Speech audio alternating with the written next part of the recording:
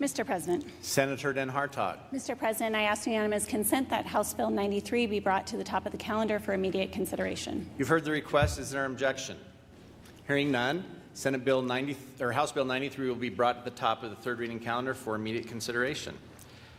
The Senate now has before it for final consideration House Bill 93. The Senate Secretary will read the bill. In the House of Representatives, House Bill 93 by Revenue and Taxation Committee, an act relating to income taxes. Mr. President. Senator Den Hartog. Mr. President, I ask unanimous consent that further reading of House Bill 93 be dispensed with, and the journal show it's been read the third time at length, section by section, and is properly before the Senate for final consideration. Hearing no objection, it is so ordered. Senator Den Hartog, you are recognized to open debate. Thank you, Mr. President, Senators. It's my honor and privilege to be able to bring this bill to the floor for your consideration today. I know this is an issue that is important to many people on both sides, and I think we're going to have a really great debate and conversation today, and I'm looking forward to that. So what are we talking about today? We're talking about taxes and parental school choice. Parental school choice is first and foremost about kids and families. It's not about the type of school or the type of system. We have a vibrant school choice ecosystem in the state of Idaho, one that we have worked on for years. We have traditional public schools, we have magnet schools, we have public charter schools, we have private schools, home schools, or some combination thereof.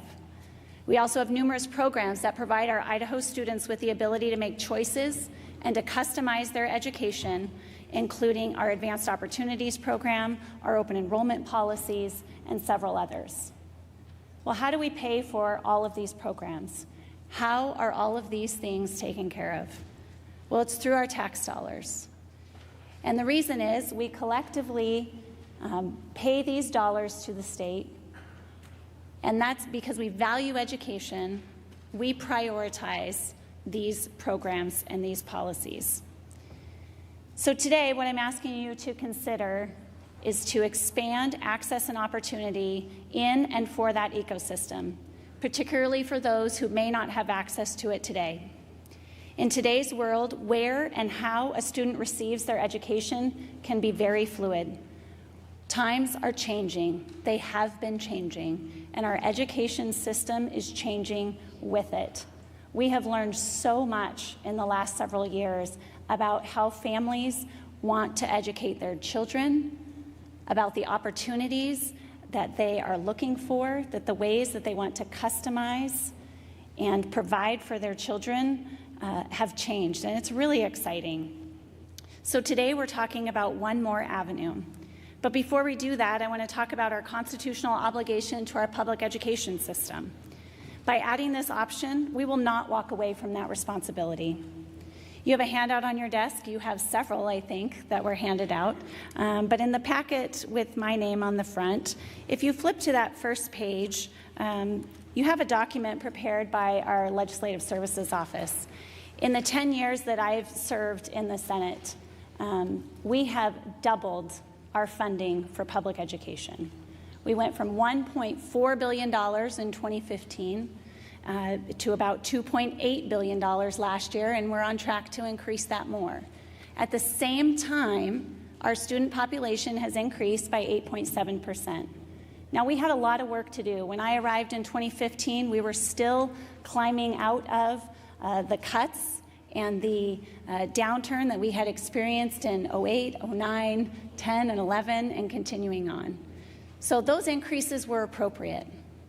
Not only did we double the K-12 public education funding, we last year and in years past have put over $1 billion into public school facilities. Now, this floor may remember that last year in debating House Bill 521, one of my concerns was that the formula in that bill was not fair to our rural schools. And there were many, many, many other things in that bill, and I think we had a few other no votes on that piece of legislation. But outside of that, I have supported every single increase to our public education funding system, and I'm proud to say that I've been a part of that. And we're on track to do more. We're on track to increase teacher pay. We're on track to do more facilities funding, particularly for our rural schools. As we think about what we're going to consider today, I think it's really important to acknowledge that parents look for and choose different options for their kids for a variety of reasons. Also included in your packet is a letter from a mom who started, her name is Alyssa, and she started a school in Post Falls called Wired to Learn. She talks about having 4 kids, 4 boys in particular, and 2, one with ADHD, and one with dyslexia. And she talks about her journey in that and trying to advocate for her children within the public education system. This mom, she went on to become a certified dyslexia specialist and earned a master's degree in psychology with a focus on learning disabilities, and then decided to open a small school to serve kids like her boys. So I think it's important to consider that while we have these options, not all of them work for all students. And what we're talking about today is not trying to recreate the exact same system that we have. We're trying to do something different, and that's part of why we have considerations of different metrics. A moment before I get into the mechanics, this floor knows, and you guys are probably tired of hearing me say it, but I'll say it again for the benefit of this floor and for the public. My husband and I made a decision over 14 years ago to send our children to a Christian school. That has come with many sacrifices, and it has come with much joy. But part of the reason was we were looking for an alignment that what we taught in our home was also taught in school and was what our kids heard when they joined our family for worship on Sundays. That's not a choice everybody makes. And what I've committed to this body and committed in other settings in the legislature is that this piece of legislation is not for the benefit of me and my children. I've committed to the body before on policy proposals that we've considered that I will not be applying for this if it passes. And I think that's important for this body to know. I'm not here for my kids. I'm here for the other kids of Idaho and the other families who are looking for options and opportunities. So let's briefly talk about the mechanics. So this bill is a refundable tax credit of up to $5,000 per child or up to $7,500 per child with disabilities for specific qualified education expenses as defined on page 2. The program total is capped at $50 million. Eligible parents are also defined on page 2, have to incur actual qualified expenses in order to apply for the tax credit. So if their actual expenses are $3,000, they can only apply for $3,000. If their actual expenses are over $5,000, they can apply for $5,000. You'll also see in your floor packet a timeline for how this works with the Tax Commission. The effective date goes back to January of this year, encompassing this tax year. The first time that the application window would open would be next January. The application window is open for 60 days. I've heard and seen some communications come in that say, well, this is, first come, first serve, so whoever files their taxes first, they're first in line. That's simply not true. The structure of the bill is such that that 60-day application window allows families to apply. The application window closes. The Tax Commission is required to notify families whether or not they have been approved for the tax credit before they file their taxes. So that is that will be known before families file their taxes. So families whose income is at or below 300% of the federal poverty level receive priority in 2 different ways. When that application window closes, the Tax Commission is instructed in the legislation to prioritize and put those families at the front of the line. Those families also have the option to apply for a one-time advanced tax credit payment, recognizing that not all families may be able to incur the expenses on the front end and wait until they file their taxes the next year to receive the tax credit. So those families essentially receive a double benefit in that first year.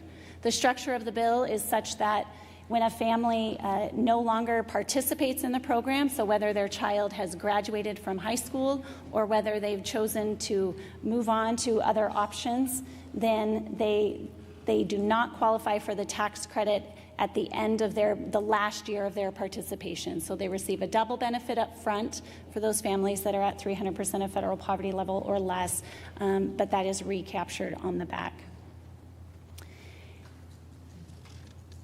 Senators, I also just want to wrap up the opening in talking about this piece of legislation in light of the charge that the gentleman on the second floor gave us on the very first day of session when he set aside $50 million for a school choice program this year. He gave us the words fair, accountable, responsible, and transparent. Now, I know all of us can come up with definitions in our own minds of what that might mean. As I have worked on this piece of policy with many, many others, what you have before you is our answer to those questions. How is it fair? First of all can apply.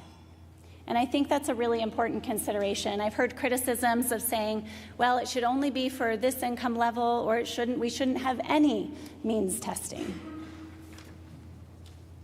All of the options we have considered over the years, we're threading the needle on what is possible. And I feel like we have struck a balance in this piece of legislation. How else is it fair? Those most in need receive priority in the application process. And I, for one, think that is one of the most important considerations in this piece of legislation. And students with greater needs, those with disabilities, have access to greater funding. And that's consistent with how we fund our students within our public education system. How is this accountable? Well, I submit to you, my fellow senators, that the accountability metrics in this piece of legislation are different than what we have in our public education system, and there's a reason for that. Again, we're not trying to do the same thing. We're not trying to create a duplicate system. So it starts and ends with parents. This legislature, you see at the first page of the bill, there's legislative intent language, and it talks about the legislature affirming the fundamental right of parents to nurture and direct their children's education. We've taken that issue up on our floor many, many times, and that has been confirmed by this body and the body across the rotunda. How else is it accountable? Parents are to select a non-public school that could be a private school, micro school, or learning pod. And parents are responsible for identifying which way that non-public school would comply with the two options that are on page 1 at the bottom of the bill and at the top of page 2. Those entities either need to be accredited, and I'll note that in order to receive an accreditation for schools, it involves things like teacher certification, nationally normed testing, making sure you're following along with the standards. There's a lot involved in accreditation. Or if a school is not accredited, and this is one of the things I'm excited about. I'm excited about the opportunity for innovation, what could happen in different parts of our state when we unleash the possibilities for the people of Idaho. So you'll see there a requirement for the retention of a learning portfolio. Again, that's the responsibility of the parents to retain that documentation and have it available if the tax commission determines that there needs to be an audit. So parents are liable for civil penalties and criminal tax fraud charges if there's a misuse of funds. Senators, I submit to you, this is a very significant and important part of the accountability system. It's something we all sign and attest to when we file our taxes, and I think parents will take this seriously when they consider reading what the qualified expenses are, what their obligations and responsibilities are, and that they know that they're ultimately responsible. The state can also deny future applications if there's been a determination of misuse of funds, and the state can recapture those tax credits. And then we also have parents providing feedback through a parent satisfaction and engagement survey. This is also something we do within our public education system. Again, thinking about parents as the ultimate accountability means we have to understand what do they think about the education choices that they made for their children. You see that laid out in subsection 14 of the bill, the process for the Parent Satisfaction and Engagement Survey to be conducted by our Legislative Services Office.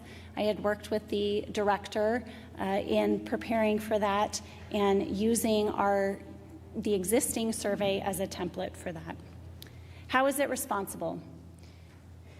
Senators, we have studied what other states have done, and we have learned from what other states have done.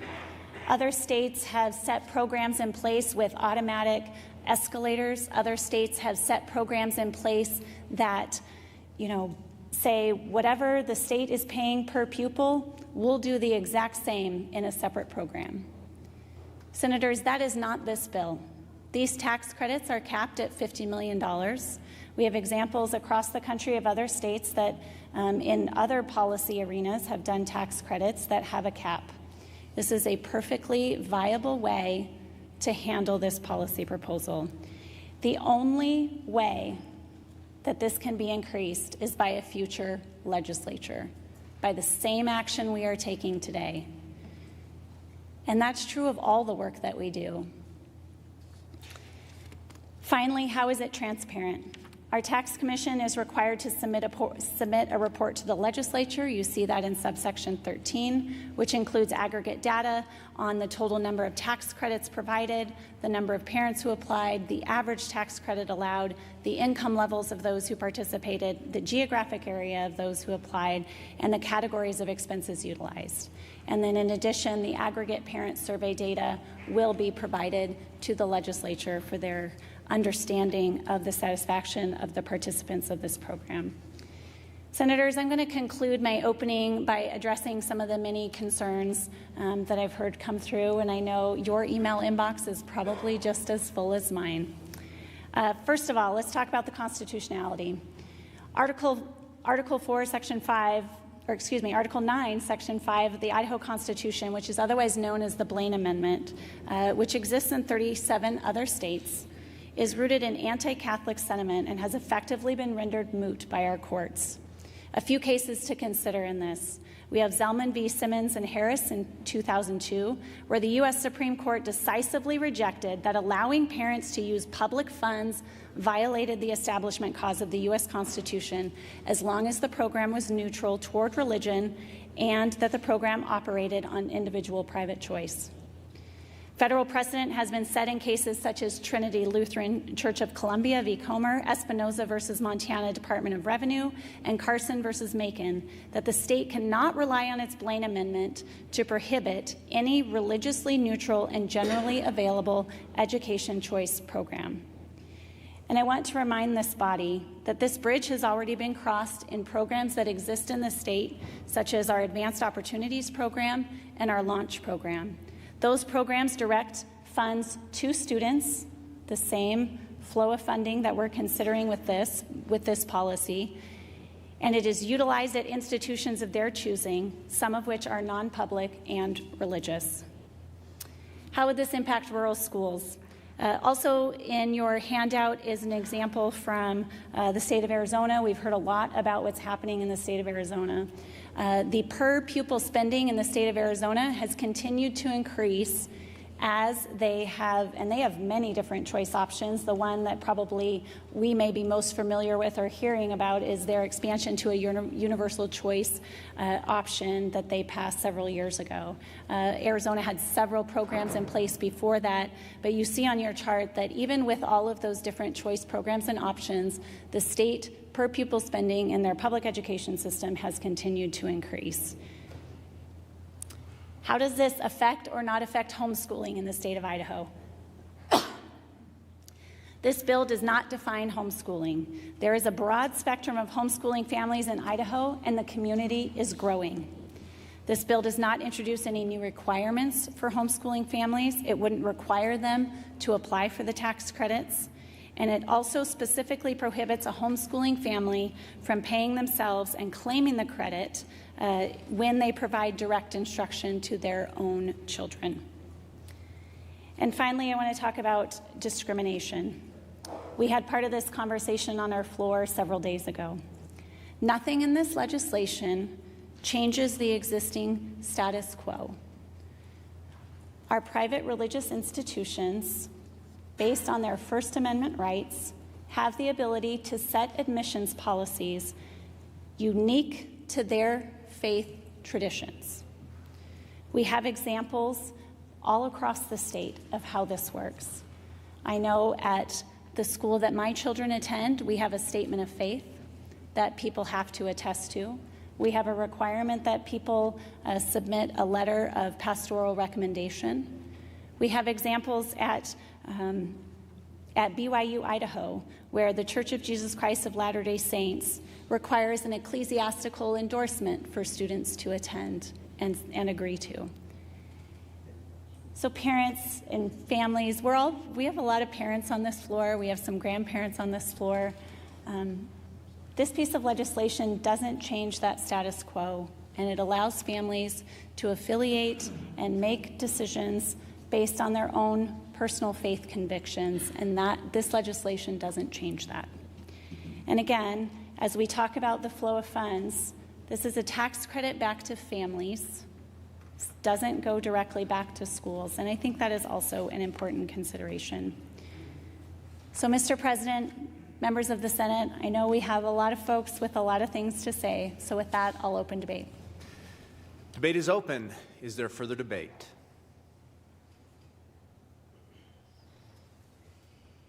Hearing none, Senator Den Hartog. Mr. President. Mr. President. Senator Blaylock, you are recognized to debate the bill. Thank you. Mr. President and Senators, I stand before you today after quite literally debating this bill with myself and going in circles about 100 times. I don't think this is a perfect bill. I think, I have some concerns, and to start off with those, first and foremost, I don't love the tax credit model for school choice. I think it's kind of confusing. I think it's, the tax commission overseeing an education program feels kind of confusing.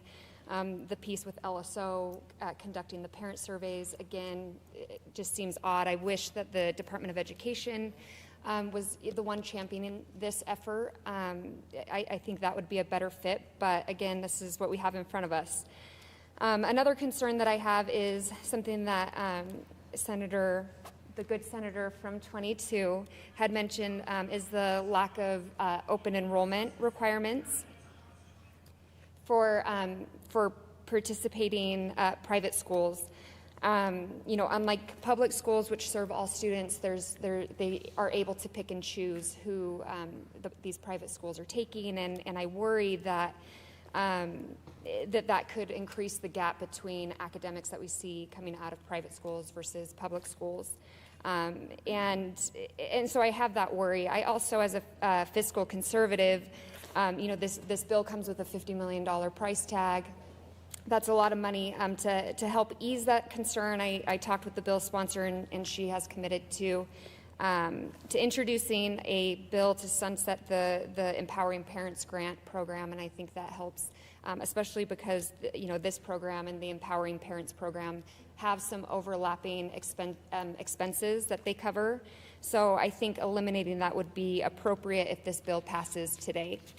But I want to tell you the reasons why I do support this bill and why I'm actually excited for this door to open here in Idaho. I support school choice. I grew up in a family that pushed the boundaries of conventional education.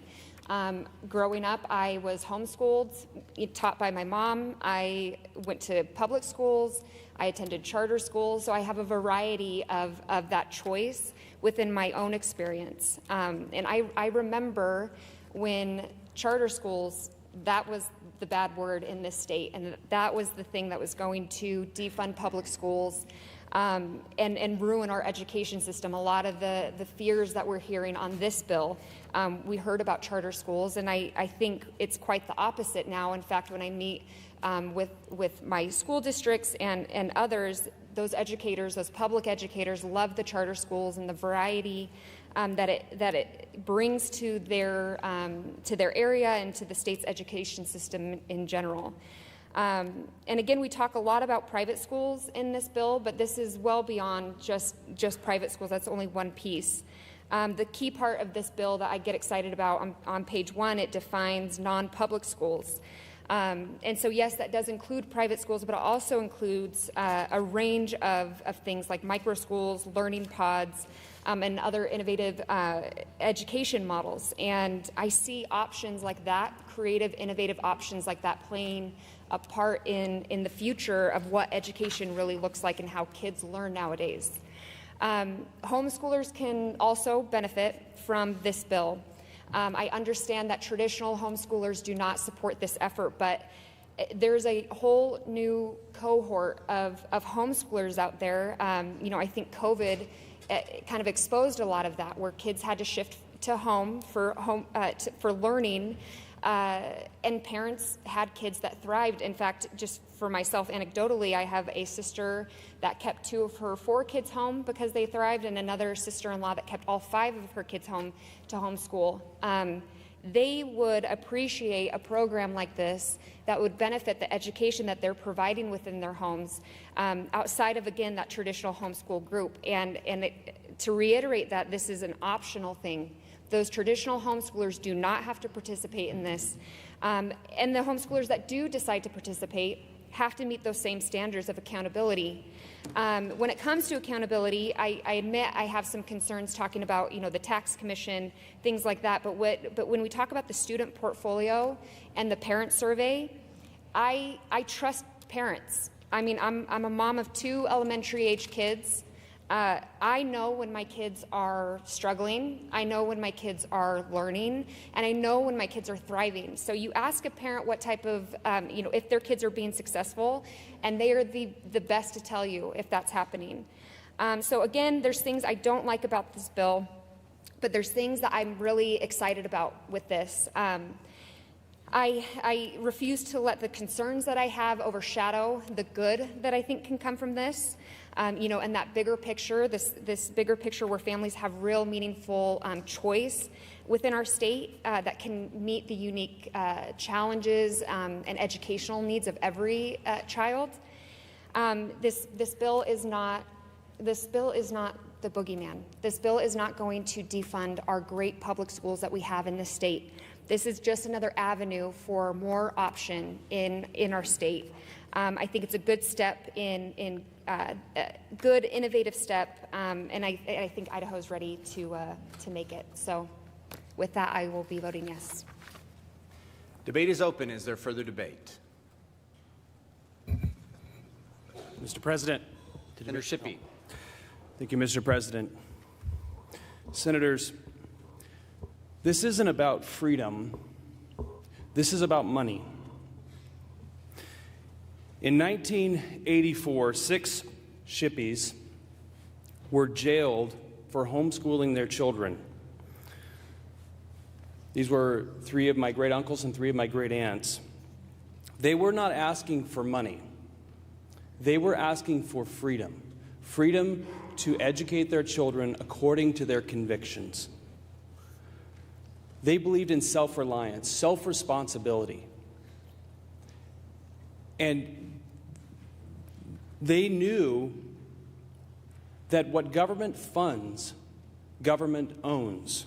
So they were not asking for money. They were asking for freedom, and they were jailed for that. Many of you know the story. My dad was very poor. My mom had 15 children, large family, 1 income. My dad was a gopher trapper. We lived in a single wide trailer house. We would drive to Boise once a year, and my parents would purchase school books, school supplies from money that my dad had earned working hard. That was the example that he set for me. What they wanted was freedom. Freedom to educate their children according to their own consciences and convictions. What government funds, government owns. This is not simply us getting our money back. A family of 5 gets $25,000. Did they pay $25,000? Or is it a redistribution of wealth? I argue it is a redistribution of wealth. This is government funding private education. I've heard the argument that, well, homeschoolers have these concerns. I get it. Strings attached. We want to be able to educate our children with no strings attached, no government oversight. They say, but you don't have to take the funds. Homeschoolers are not obligated to. That is technically true, but it's not practically true. And I want to explain. I have some good supporters and friends, LDS family out in Parma, seed growers, very successful.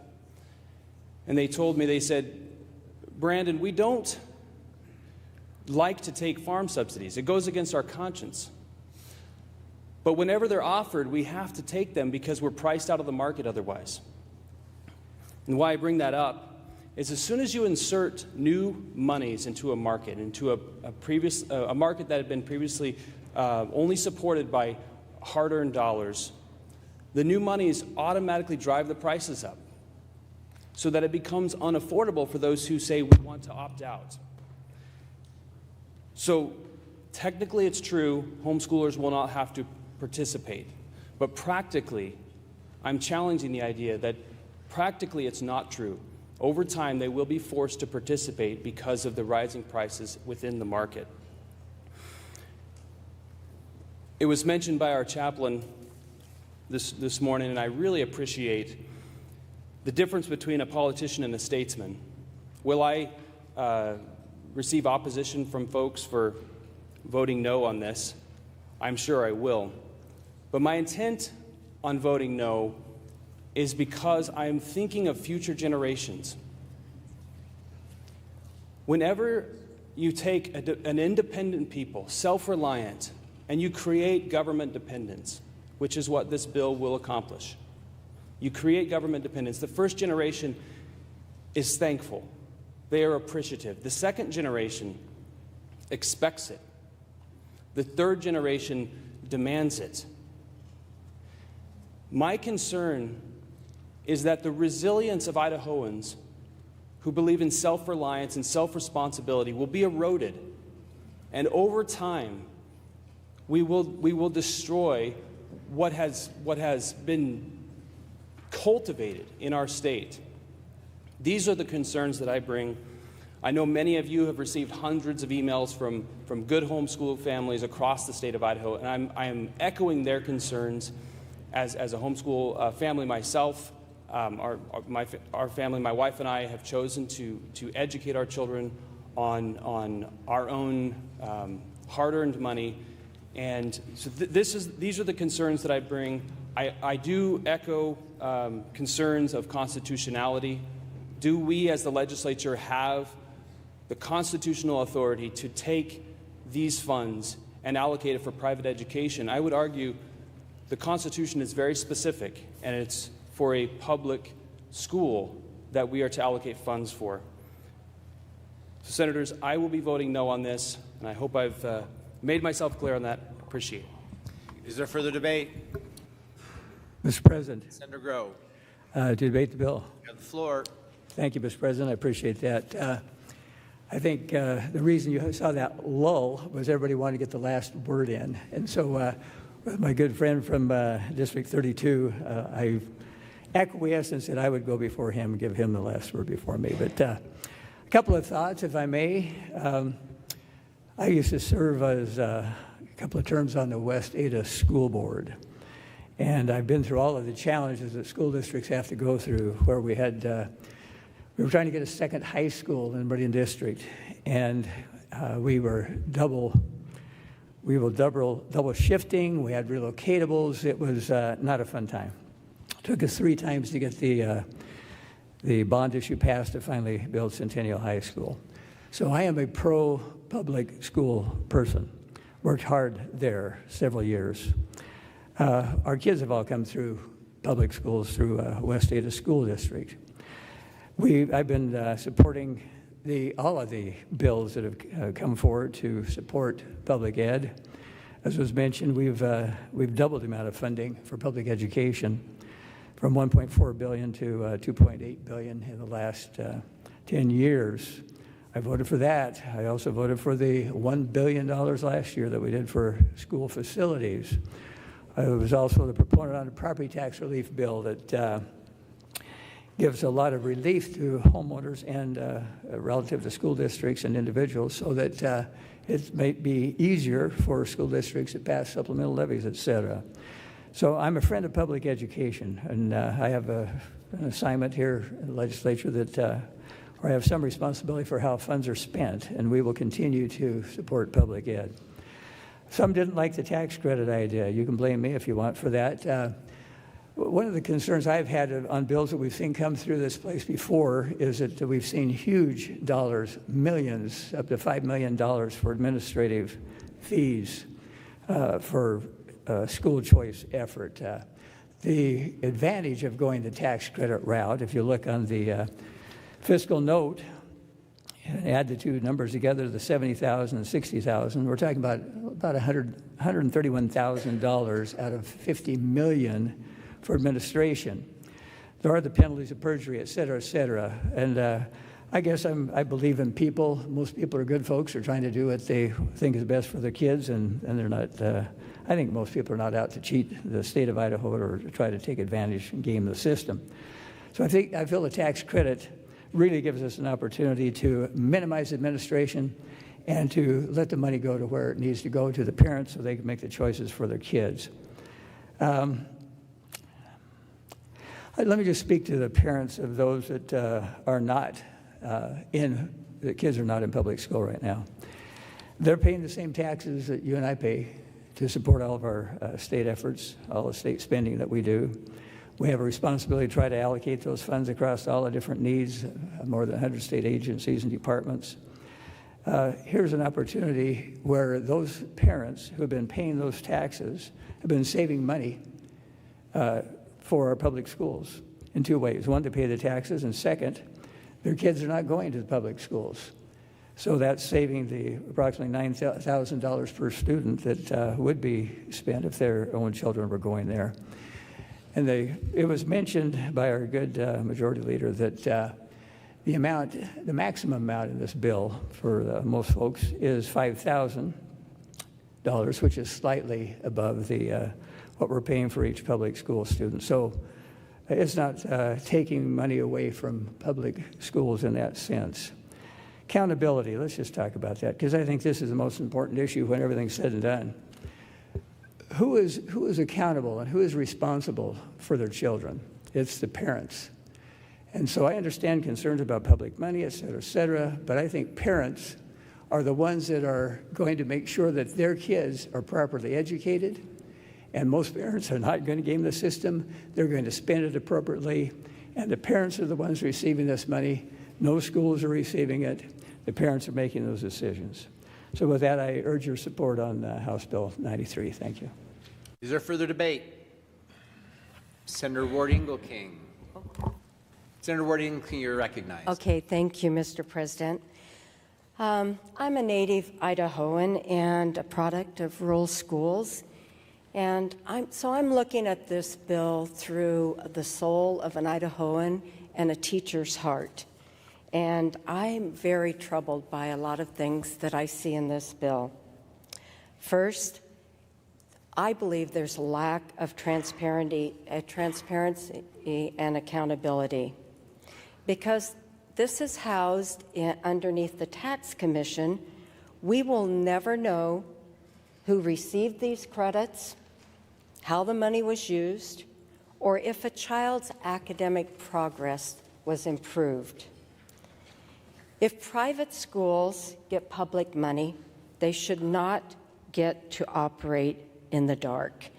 And if you look at some of the handouts, and I know you got quite a few, but there's one that has a chart with some red X's on it. If you'll look at that, I want you to look at all the things that public schools and charter schools are required to do, and many of them this legislature put in place. And then look at what we expect from the private or home schools or religious schools. There's multiple layers of accountability for public schools and public charter schools, and they're put in place to ensure high levels of learning for all our children. Vouchers, tax credits, ESAs are not about expanding parental choice, because it's the school that gets to choose, not the parents. On the other hand, public schools serve, help, and bless every child. No child is turned away. This integration is an essential part of the fabric of our communities. Teachers at public schools undergo background checks. They study how children learn. They implement best practices, monitor a student's progress, and report to parents and the State Board of Education. And public schools have been in existence for 145 years in Idaho, and they're enshrined in our Idaho Constitution. This is something we must fund. They are not pop-ups, startups, or micro schools. They are the heart and soul of our communities. And I know it's been said today that this will not defund public schools. It won't impact other budgets in the state. But the reality is we can't afford a dual system of education. Currently in Idaho, we have more than $355 million in levies throughout this state. We have the latest report from the State Department of Education said that in 5 years, we're going to need $2.7 billion for our facilities. That's not to build new buildings, that's to take care of the deferred maintenance. And in addition to that, we are underfunding our schools by about $70 to $80 million in the cost for special education. Public and charter schools are forced to fill that gap, and they do it many times on the backs of property owners. And I also want to mention that that this is, when we think about funding education, we have to look at what the Constitution says, the Idaho Constitution, and it says adequate and uniform and thorough. We don't have that yet. We can't afford to take on private religious schools at this point. When we see what's happened in other states, and there are a lot of them, Florida, Indiana, Arizona, not only have these states' budgets ballooned and critical areas have been reduced, like infrastructure, water projects in those states, but there's also been a lot of fraud and exploitation. Some of the reports I have say that 5 people were recently indicted for stealing $600,000 by creating fake children with forged birth certificates. We had over $1 million in taxpayer money was used to buy Legos and other non-educational items. 2 individuals were charged for falsely claiming that they had 43 non-existent children. This is a problem that we don't need to take on right now. We've seen reports where educational expenses included a field trip to New York City to see plays, Washington, D.C. trips to study the Capitol, trampolines, paddle boards, ski trips for physical education. While these might all be wonderful, I don't think it's appropriate for us to be using tax dollars in this way. This bill isn't about school choice. It is simply cutting a blank check for a certain few using taxpayer dollars. No business would hand out millions of dollars without accountability. Why should the state? I'm asking you to vote no on House Bill 93. This bill is not good for Idaho, and it's not good for children. Is there further debate? Mr. President, Senator Lenney. to debate the bill. You have the floor. Thank you, Mr. President. So I think most people know I'm an avid advocate for homeschooling. In fact, my wife and I should say my wife, we have been homeschooling has been happening in our house for the past 12 years.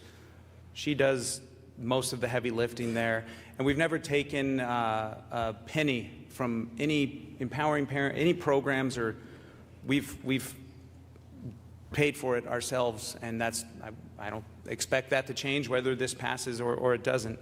So as someone who is an avid homeschooler and a card-carrying member, my wife even goes to the conference of a prominent homeschool group in Idaho, I stand in support of this bill. You know, when I originally went through this bill before it made its way over here, and I didn't really do the deep dive, I was kind of like, I don't know, I think this might mess with homeschooling. Then when it made it over to the Senate side, I said, okay, time to do the deep dive again. And you know, I came out on the other side, kind of echoing what the senator from 11 said, that this bill's not the boogeyman. This doesn't impose any kind of new requirements on homeschooling families. Actually, it does quite the opposite. If you read page 6, at the top of page 6, the bill says, the provisions of this section shall not be construed to permit any government agency to exercise control or supervision over any non-public school or to give the state authority to regulate the education of non-public school students. And it goes, we've read it, it goes on and on. I'm not going to read the whole thing. So the senator from 18 just said, quote, we cannot afford to take on private religious schools. I would submit to you that we already do that via Idaho Launch and Empowering Parents and all kinds of other programs. At the end of the day, for me, this is just, it's what it is. I don't think it's just for me. It's a tax credit. Are we for giving Idahoans more of their money back? Are we for giving more tax relief? And for me, the answer is yes, so I'll be a yes on this bill. Is there further debate? Mr. President. Senator Cook. Thank you. Senators, I was at a dinner last night, and a gentleman asked me what was the worst thing about being a legislator. I didn't answer him, but the worst thing is standing in front of this microphone. It scares me to death, but I'm happy to be here. I'm kind of excited. I respect the sponsor of this bill, the good lady from Legislative District 22. But one thing that I get excited about is the revenue, the way that the money comes into the state and how we handle it, and it's just been exciting to me to learn it. As you know, I'm a computer geek, and I only know ones and zeros, and so I had to learn 8 new numbers to be on JFAC. But I think you'll find this interesting. So if you would look at the handout that's got all the pretty colors on it, I want to walk you through where we do with our money. When we grab this money that comes in, it comes in from independent individual income tax, corporate income tax, and sales tax. That's the money we get, and it comes into a great big old pool. And from that pool then, we start taking some money out. And some of that money leaves as in income tax credits, like grocery tax credit that we all love, the child tax credit, investment tax credit, and also income tax deductions. Money is taken out of there. Sales tax exemptions are taken out. And then if House Bill 93 passes, then you'll take $50 million more out. So we started with this big old pool of money, and now we're down to this size of money. And so when somebody says it won't affect public schools, it will affect everything. It will affect your roads, your schools, your bridges, everything that we do here at the state of Idaho, it will affect, because you're taking that money away. And I think, as the good senator over here talked about, a redistribution of wealth, that it's going to be spread out. So anyway, that money gets taken out, and then it gets funneled into 3 different funds: the state general fund, state dedicated funds, and local funds. And so that's where the money goes. And at that point, legislators, JFAC members, and you as members of the legislature, that's when we begin to see what money is available. What money is available for us to fund public schools, our bridges and our highways and everything else. But let me back up though. One of the things that happens before we even meet is the agencies put together a budget. There is nowhere in that budget that talks about tax credits. It does not talk about House Bill 93 and the refundable. It's not there. It's not transparent. Then that gets done, and then it goes to the governor. And the governor sets his budget. And in his budget, there is nothing that talks about income tax credits or expenditures. It's gone. It's out of the purview. There is no transparency there. Then finally, as legislators, as members of JFAC, we put together a budget, a motion, and we bring it here, and you can look at the bill and see what's in there. There is nothing in there that's going to tell you about the $50 million for House Bill 93 or any of the other income tax expenditures. That is out of sight. We don't get to decide where that money is going. It's already gone. So after we decide and we vote on it, then you get down to the bottom level with the road down at the bottom.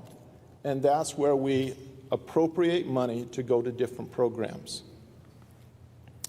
In 2020, Governor Brad Little, the gentleman on the second floor, made a statement to all agencies, and he required them all to decrease their budget by 3%. And they followed and did it. But he could not have said anything to do with the refundable tax credits. That is out of his sight. He cannot do that. So if House Bill 93 goes through, that's $50 million that's going to go into that black bucket that the gentleman on the second floor has no purview of. It's gone. And that is the same for us as legislators. We don't see it. Could we see it? Yes. Could we change it? Absolutely. And in fact, if this gets passed, there will be a bill that will come over to JFAC, and we will see that bill there, and it will come to both houses to get passed. There will be a trailer bill to fund this.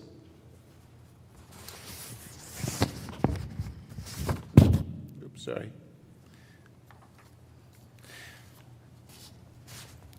Mr. President,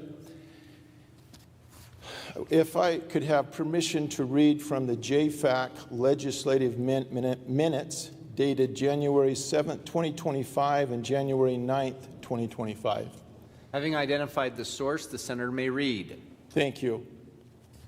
In that meeting, one of the sponsors of this bill and also the co-chair that sits on JFAC, she said, while state budgets involve millions Mr. President. Senator, we cannot refer to matters that happened in committee. If this, the Senate will be at ease.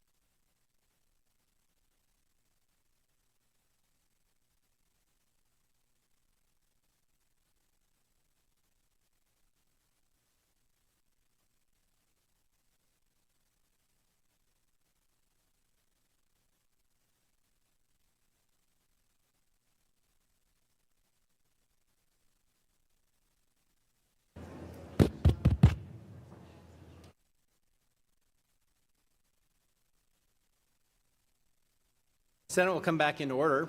We are in the middle of the debate of House Bill 93.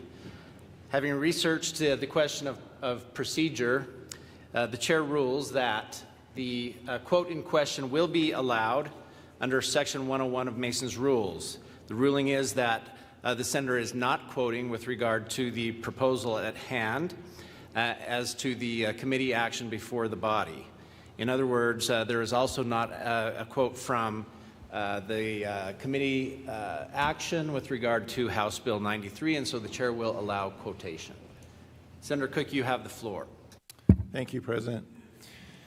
Okay, so January 9th, 2025, one of the co-chairs emphasized, and I quote, JFAC prioritizes transparency and accountability in state budgets. So with that, end the quote there. With that in mind, House Bill 93 is contradictory to what the co-chairs were saying. I do not believe 93 is transparent, as we've seen. It doesn't show up in your budgets. It's not there. I've also been asked about these budgets, let me just keep going. The strength of accountability, lawmakers must actively oversee. To strengthen accountability, you've got to oversee the budget. You have to see it. This body needs to see it. It needs to be transparent. There is a lot of talk throughout the Capitol building about what is next if House Bill 93 passes. What is next? Where do we go after that? If you would turn to the second page of my handout. This was an ex post. And I don't know if you know Mr. Ryan Spoon, but Mr. Ryan Spoon is the first vice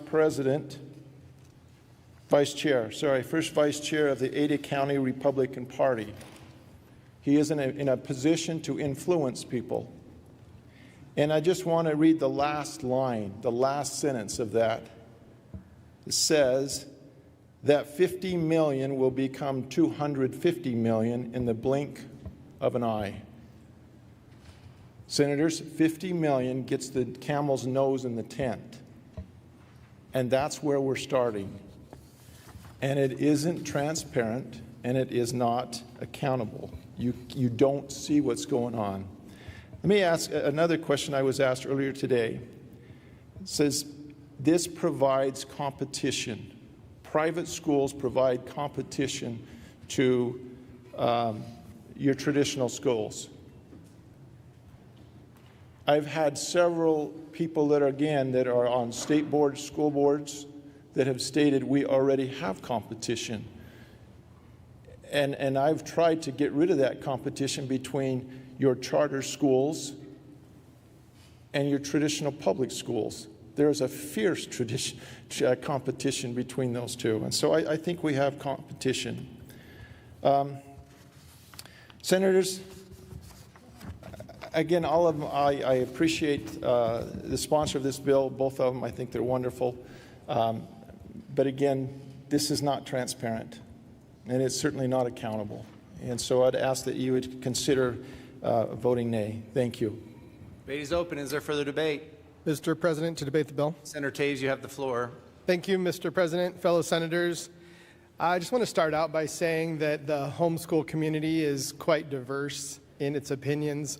Sometimes watching your emails, you might feel like everybody's come to the same opinion about this legislation, and I would tell you unequivocally that it has not.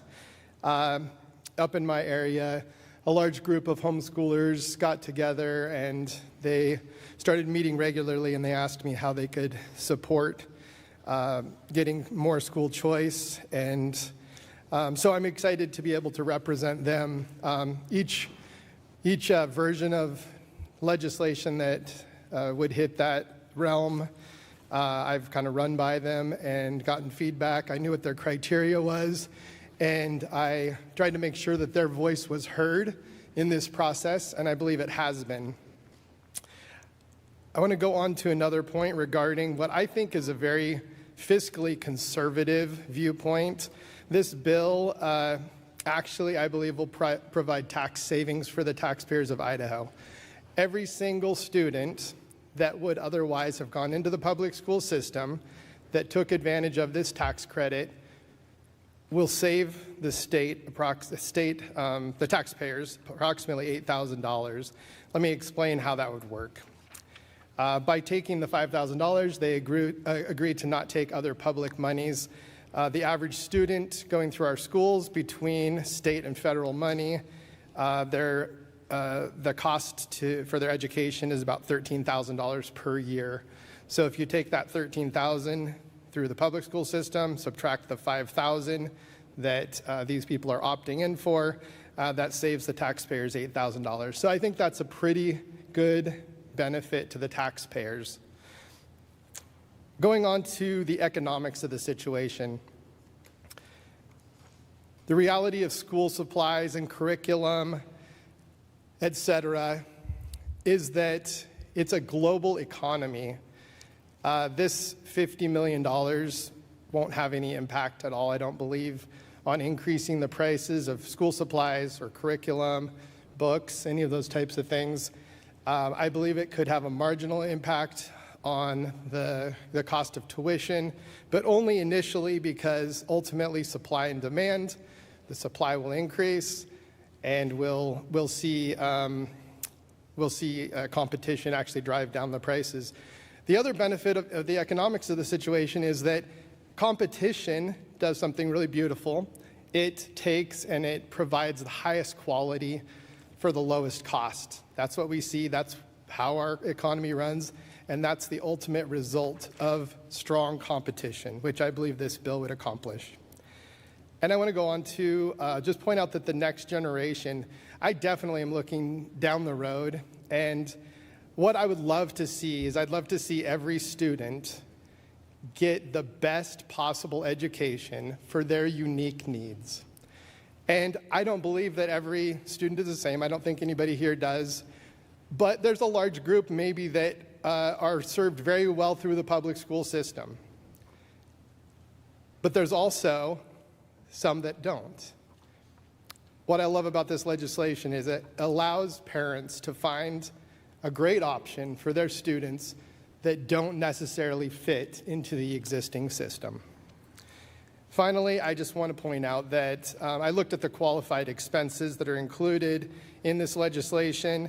They include things like tuition, testing fees, textbooks, and curriculum.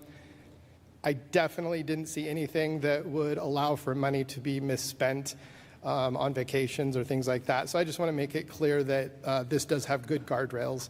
So I appreciate your time, and I would ask for your support for this bill. Thank you. It is open. Is there further debate? Mr. President. Senator Bernt, you have the floor. Thank you, Mr. President.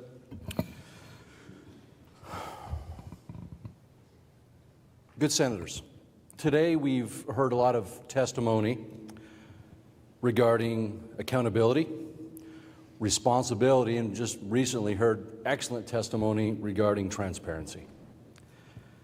I'd like to take a moment to highlight some of my concerns regarding the fairness of House Bill 93.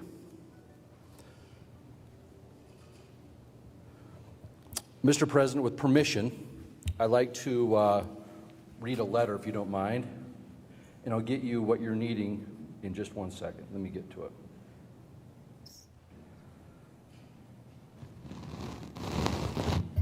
Mr. President, permission to read a letter from Mackenzie McFarland, an Idaho resident. Having identified the source, the senator will be allowed to read. Thank you. Dear Honorable Legislator, I hope this letter finds you well. My name is Mackenzie McFarland. My husband, Austin, and I live in the Treasure Valley. Having both grown up in this great state, we are proud to call Idaho our home. Along with our 6 children, Austin and I are dedicated farmers within our community. As parents, our goal is to teach our children to be outstanding members of society, to work hard, and to strive for a good life. We are committed to finding the best education for our children. Before 2024 school year began, we explored various educational options for our children. Among many options we considered, we're particularly interested in enrolling our children in a private Christian school. As Christians, we believe that such an environment would provide our children with a safe and exceptional education while upholding Christian values and higher standards. However, when I contacted the school to inquire about the enrollment process, I was met with unexpected resistance. Upon learning that I was a member of the Church of Jesus Christ of Latter-day Saints,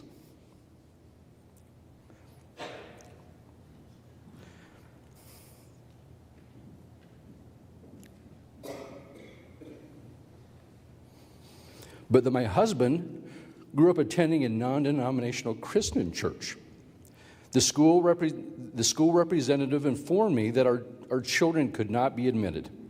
Despite my assurances, we were fully aware and willing to adhere to the curriculum and teachings of their school. We were told that without a recommendation from one of their approved Christian churches, we could not proceed with the enrollment. I'm writing this letter to bring attention to this issue as we felt deeply discriminated against that day. As a community, it is vital that we promote inclusivity and understanding, especially within educational institutions. No child should be denied the opportunity for a quality education based on their parents' religious affiliations, especially if taxpayers are going to provide the funding.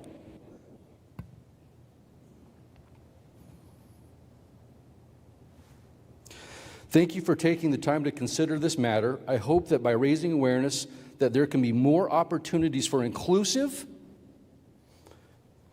and supportive educational environment for all families. Sincerely, Mackenzie McFarland. Senators, that's discrimination. I don't care how you slice it. That is discrimination. I pose a question. What safeguards are included in this bill that would prohibit private Christian schools from potentially discriminating against those that feel that Mormons aren't Christians without a policy in place? Some have said, Senator Bernt, wait, those funds go to the parents, not the private schools. To those people I say, if parents receive a refundable tax credit from the state of Idaho and uses those funds as tuition, there needs to be a policy in place that prevents potential discrimination at these private schools. This isn't a debate whether public funds shouldn't go to public schools or not. I'm okay with that. My concern is that this legislation doesn't have sideboards that prevent potential discrimination, and that's the issue at hand. I have other notes. I'm not going to get into it. I've also received a text that said BYU does discriminate. You have an ecclesiastical endorsement, and if you don't follow the rules, you get kicked out. Although higher education doesn't pertain to this legislation, the good senator from 22 brought it up so I can address it. To those people, I would say, if a religious college or university accepts federal funding, like Pell Grants, it must follow federal anti-discriminatory laws. This means that it cannot discriminate based on race, national origin, religion, or disability. BYU does not discriminate because they receive Pell Grants.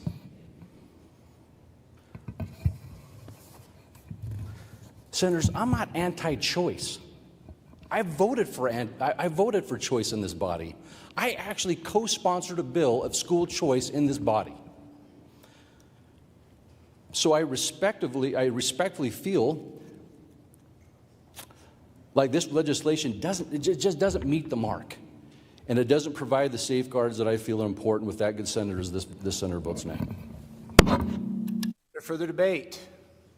Senator Rutke. Thank you, Mr. President. To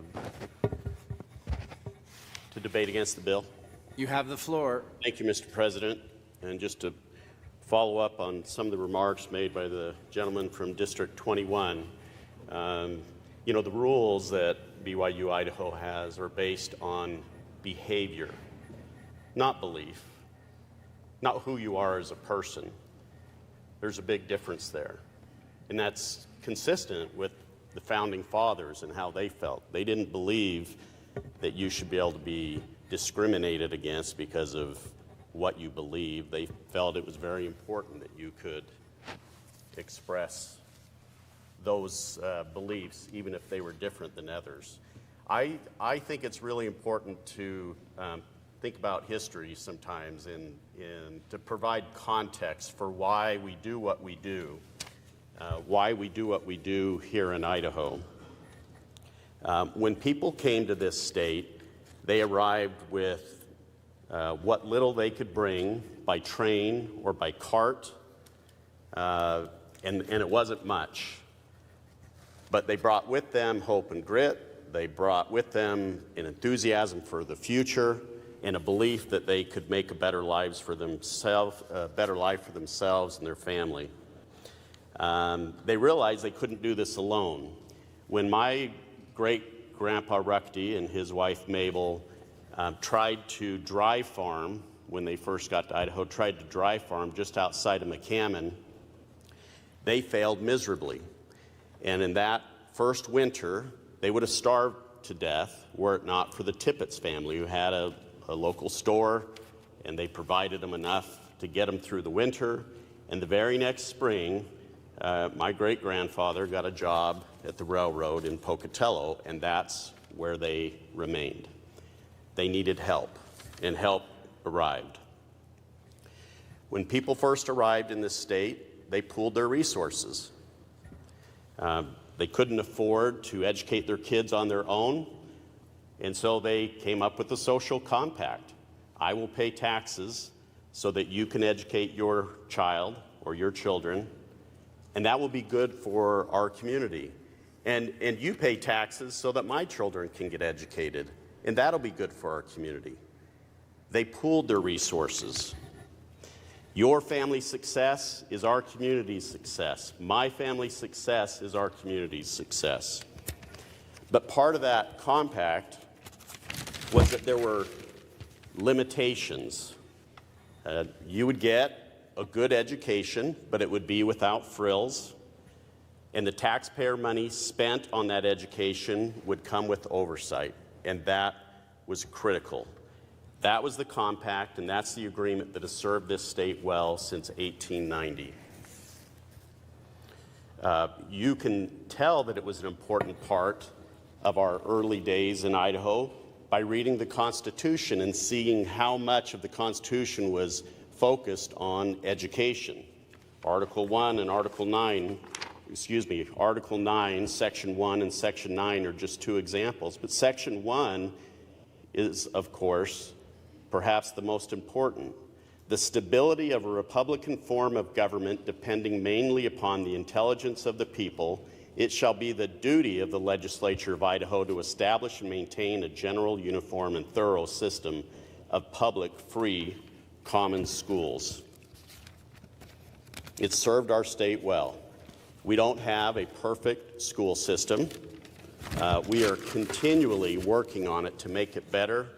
But if students and parents are willing to put some time in, put some effort in, put some grit into the process, it can provide a good education.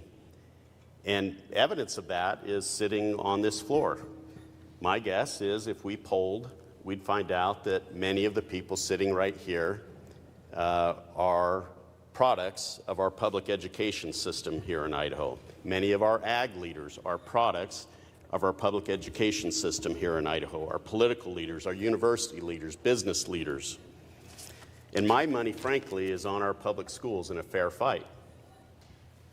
A fair fight. But how do you expect public schools to compete against unregulated private schools that can reject any student for any reason, that don't have attendance requirements, don't have to teach a specific standard, don't have to do background checks on the teachers that teach in their schools? That's not a fair fight. But give me a fair fight, I'll put our public school teachers against anybody.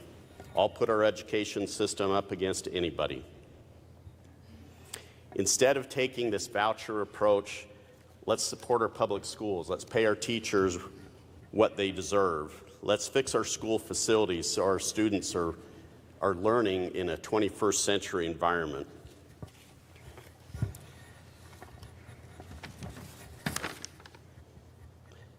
If it's taxpayer funded, taxpayers deserve to know how the money is spent. It really is that simple.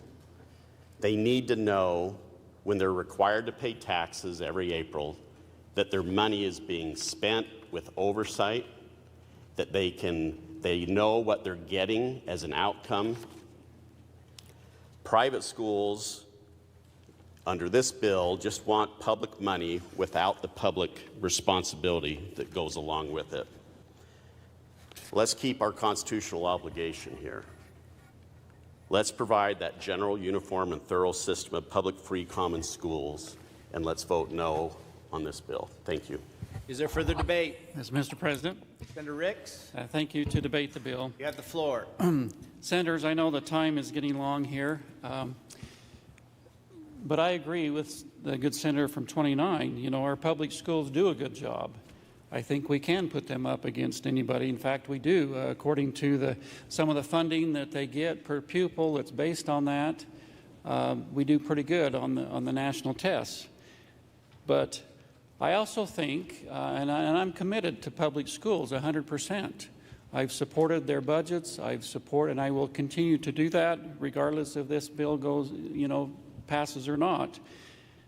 But I think there's room for both. I think you can be 100% committed to public schools and also be committed to providing a little bit of choice for kids that don't fit in that box in our public schools. And you all know of some that have been bullied or had problems and had to get out of public schools. Sometimes they find an option to go into charter schools. But the problem with that is there's a 10,000 kid wait list on charter schools. It's not readily available to move into that direction. So I'm going to be supportive of this bill. I know it's not perfect. It'll be a start. We pass legislation every session on public schools. It's always being amended. That process will continue if we open this door and for the private school option. It'll continue to evolve. It'll get better. I would love nothing more than to remove a lot of regulations from public schools. I think our teachers are gifted. I would love for them to be able to use their talents and really connect with kids and use their skills, but sometimes we halter them because there's so many regulations that they have to do, and they teach to test, they do other types of things. I think it kills some of the creativity in our public schools. The only way that we can, I think, really change that paradigm, because our public schools, in a way, kind of serve similar to a monopoly, and the only way that you can kind of find out if you're getting our money's worth is to do all these regulations. We have regulations on regulations in public schools. I would like to get rid of a lot of those, but the only way you do that is like you do it in the free market. In business and everything else that we do, you have that free market, and parents get to choose where they put their, you spend your dollars. And this would be a similar process, I think. It opens that door so we can have more of those discussions and have those ideas. But I want our education system to be good. I'm 100% committed to education. I want to do what's right, primarily for the kids first, and for the parents second, and then for the system. And I think by opening this door, it helps us move in that direction. I think it'll be this big opportunity to create a paradigm shift that we can perhaps kind of help push our public education even better along the line and improve it. We have the money, folks. We've got $400 million worth of tax cuts in the works coming that we're likely going to pass. There is plenty of funding to support this right now, and I know You would talk about it may increase in years to come, but that'll only be if there's demand, if the demand is there for students and for parents.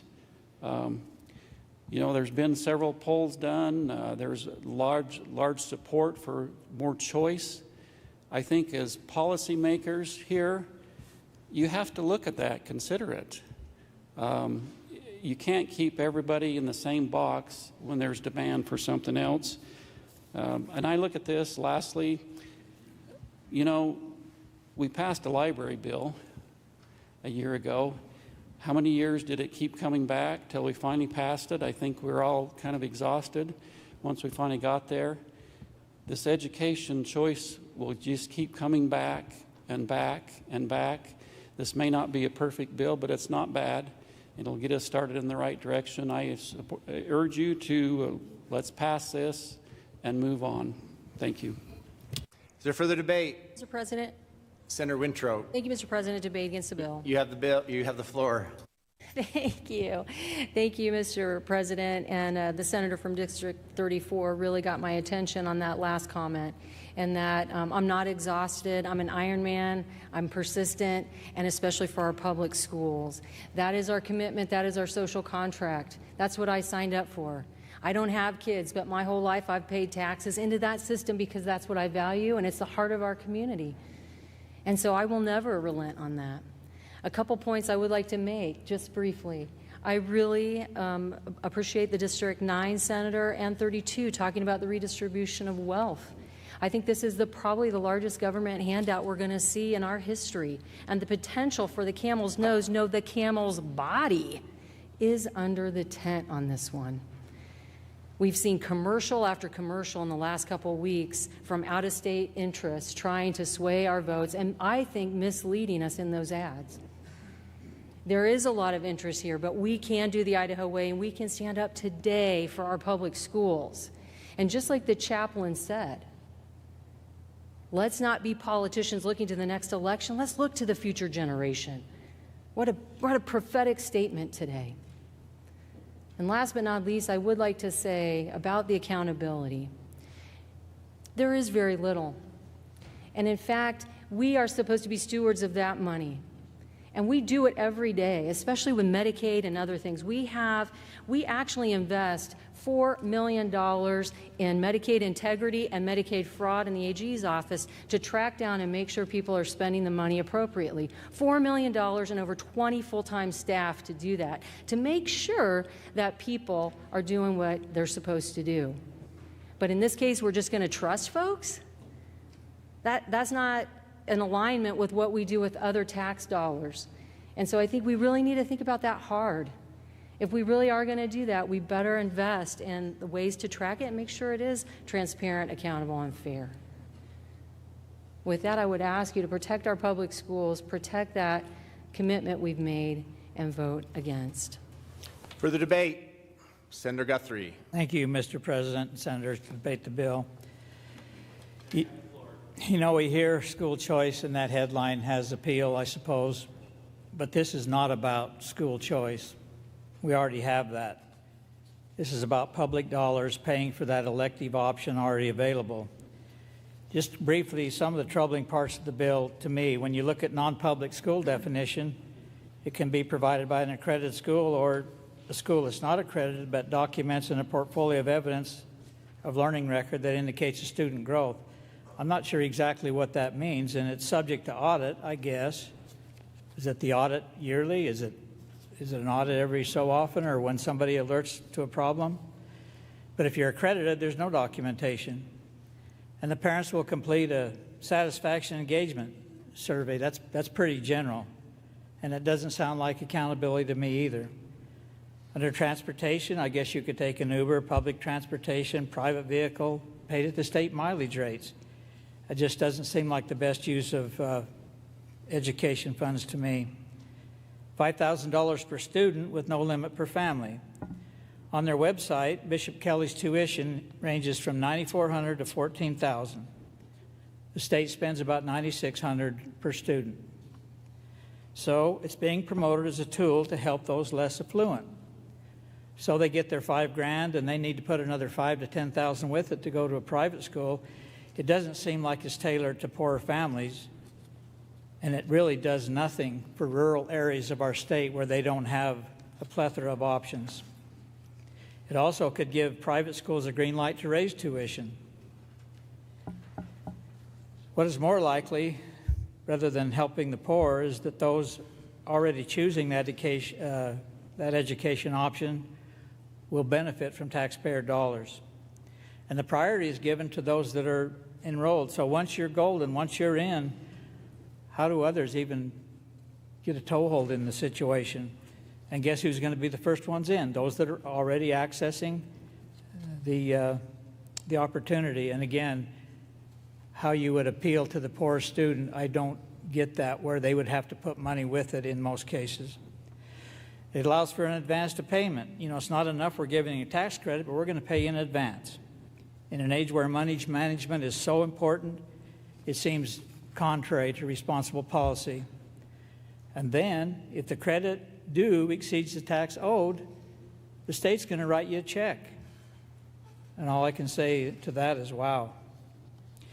A common theme throughout it is that the responsibility of the Tax Commission in this policy for the additional duties and that responsibility they're going to take on, the physical note suggests they only need $130,800.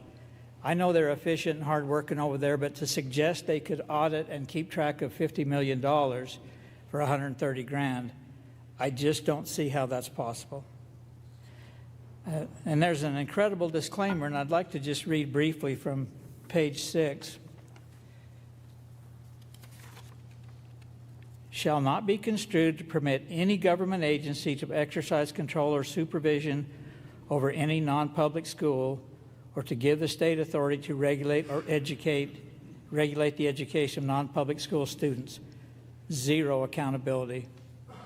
They have absolutely free reign. And then it goes on, a non-public school shall not be required to alter its creed, practices, admission policy, or curriculum in order to accept students whose payment of tuition for fees stems from a refundable tax credit.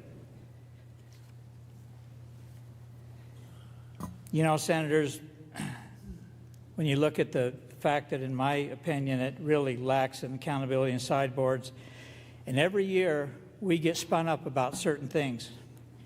I mean every year. DEI, CRT, Common Core math, what pronouns we can use, what bathrooms to use, what flags we can fly, what religious books should be read, and the list goes on. H93 will allow the potential for all of this and more, with the tax dollars of Idaho citizens going to that end with no accountability.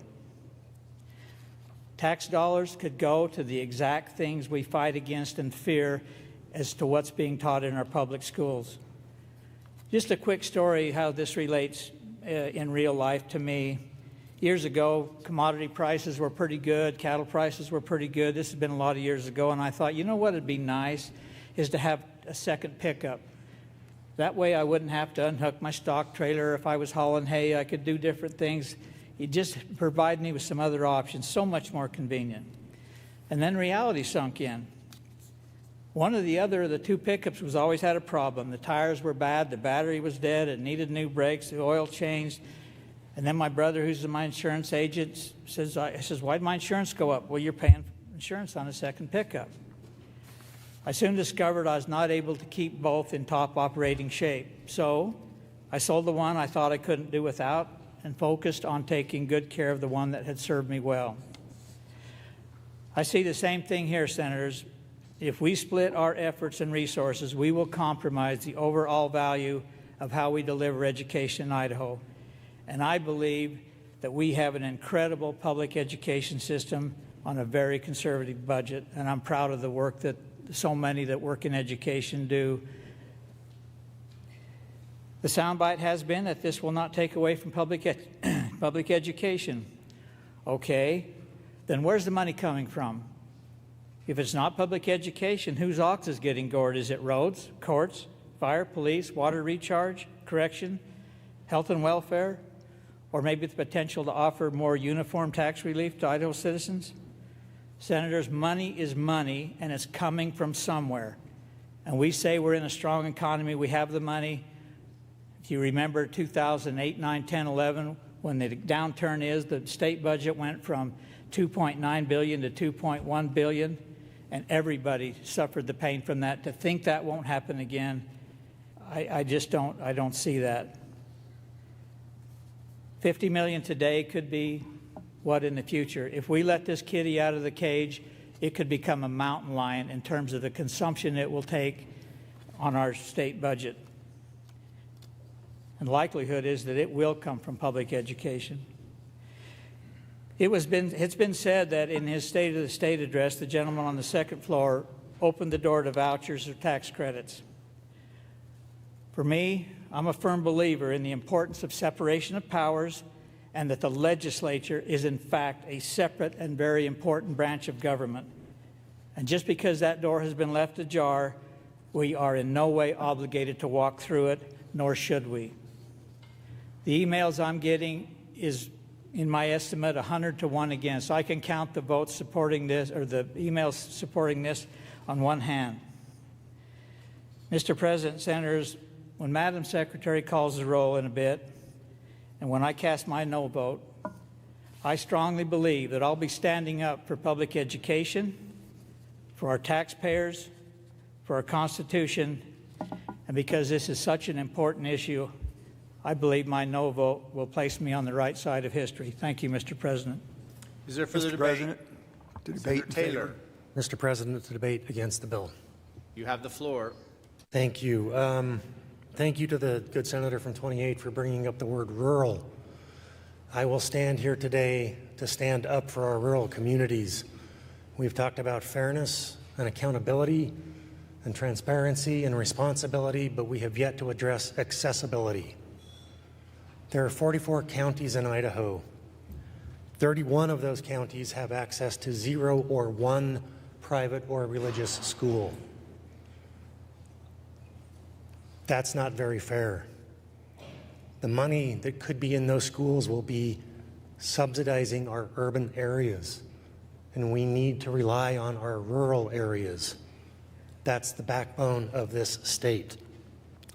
Every child matters in this state, and it's incumbent upon us as the legislature to make sure that every child has the opportunity to get the education that they deserve. We are bound by that by our Constitution, and I think that's what we should be focusing on. So I will be against this bill. Mr. President, Senator Foreman. to debate in favor of the bill. Senator, you have the floor. Thank you, Mr. President. H93 will work because the mechanisms it puts into place are based on the integrity of the users of the tax credits. That's where the oversight comes into play. That's the same principle in play with our system of income taxation. We trust the individual, and there are severe penalties for people who abuse the system. We can and we should trust in the integrity of our fellow Idahoans who will avail themselves of what H93 offers. I urge your affirmative vote on H93. Is there further debate? Senator Nichols. Mr. President, to debate in favor of the bill. You have the floor. Thank you, Mr. President. Senators, we are truly in the dawn of a new era regarding education in all components. And if one thing that COVID did teach us is that there is so much more to education than what we've done. They say the definition of insanity is just doing the same thing over and over again. And just about every other state besides Idaho has figured that out, with Wyoming just an hour ago passing their school choice bill.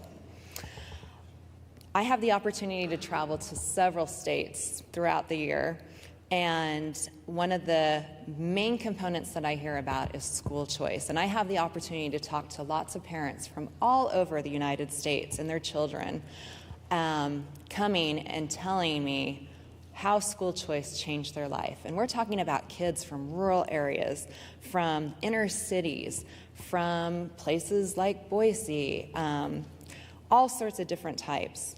And the one similar component they all have is that if it hadn't been for school choice options that they had available, they would have been on a completely different path that would have not led them to the success that they were able to achieve. Whether it have been being in a gang, drugs, pregnancy, the list goes on and on. Zip codes, financial status, educational components of what your parents have been able to get through should not dictate what your educational outcome should be. This bill is truly about freedom, freedom to choose the best education possible for your children. As a mother of 5, my children all went through the public school system, and I was a very active and engaged parent. And if I could go back in time, one of my children, if I had had other opportunities available, I would have chose something different for that child, because that child needed something different than the rest of my kids needed. And unfortunately, at that time, we weren't having these discussions. We weren't having these new inventive and creative ways of educating children available to us at that time. But that kid could have used a different type, because not all kids are the same. So this bill gives parents the freedom to choose the best educational options available. And school choice is truly about giving families control over their children's education, leading to better outcomes. This does provide equal opportunities, and that's really what we want. We want excellence in education, and we want opportunities for all kids. And so to have some financial relief through a tax credit allows families to choose the education that truly suits their needs. Now, it might not pay for every single thing that they ever could have wanted for education, but it gets their foot in the door. It gets them closer to what they would have been without a program such as this. It also does foster competition. Competition raises all ships, and this bill encourages better programs, more innovative teaching, and higher standards that will benefit students across the state. I really, truly believe that we sometimes try to look for the perfect, but we can't allow the perfect to be the enemy of good.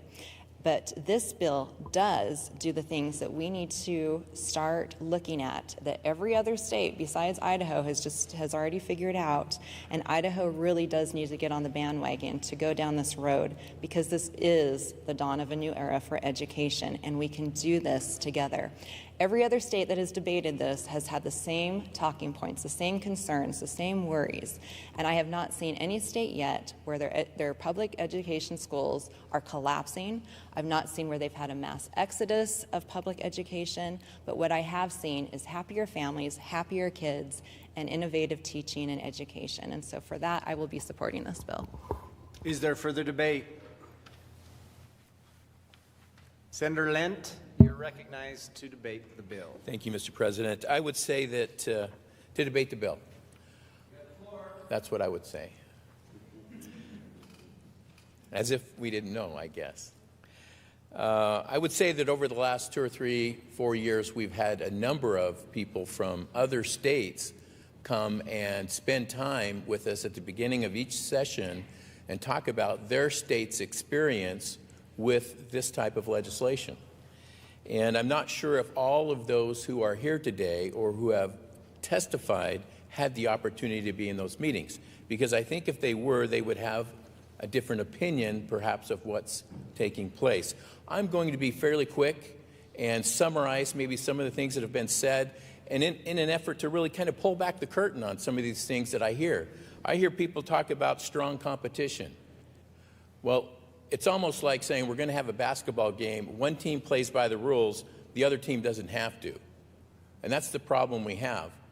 If we're saying we're going to have strong competition from this, the public system is not in a position to compete with private schools. So let's not talk in those terms. The other one I hear is civil rights. That troubles me when I hear people say this is a civil rights issue of our era.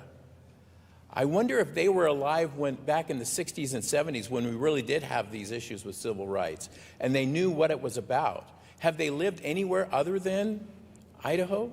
Have they lived in a St. Louis or a Los Angeles inner city or a Detroit and experienced those situations there? I think the civil rights issue is that this legislation provides an opportunity for us to institute publicly funded discrimination. And we need to be very careful about, we talk about going down the road. You go down that road one step at a time, and I think this legislation has a chance for us to go down that road. Let's pull the curtain back on something else.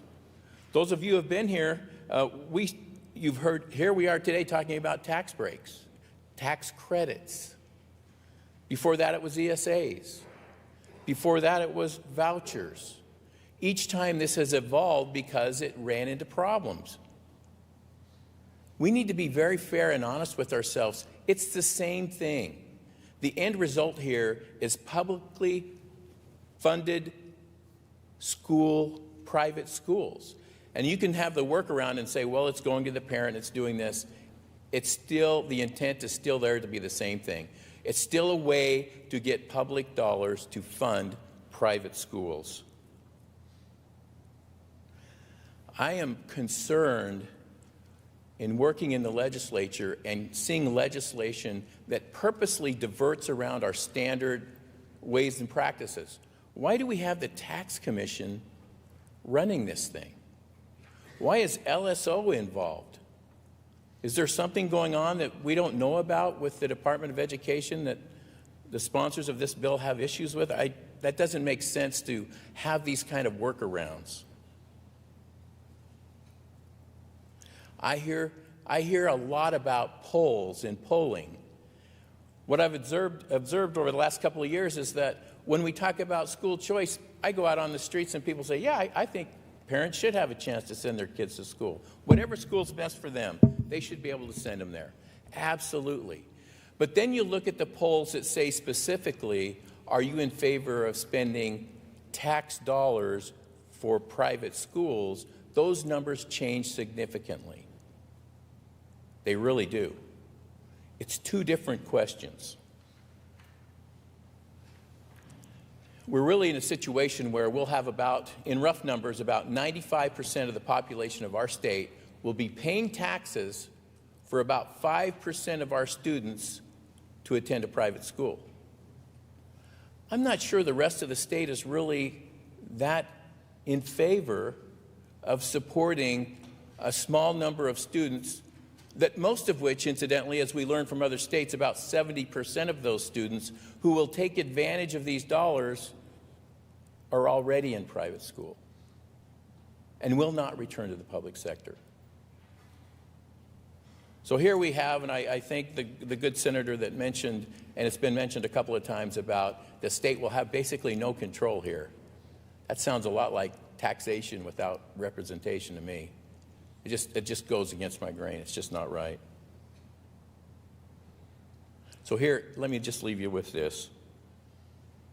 Parents are accountable and responsible for their children. Absolutely. We agree.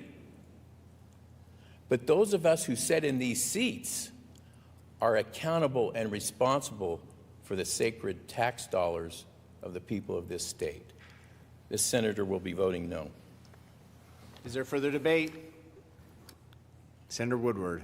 Mr. President, if I might have a question or two for the bill sponsor, if you'd yield. Senator from 22, Senator Den Hartog, would you yield to a question? Senator yields. Senator Woodward, you may proceed with a question. Thank you, Mr. President.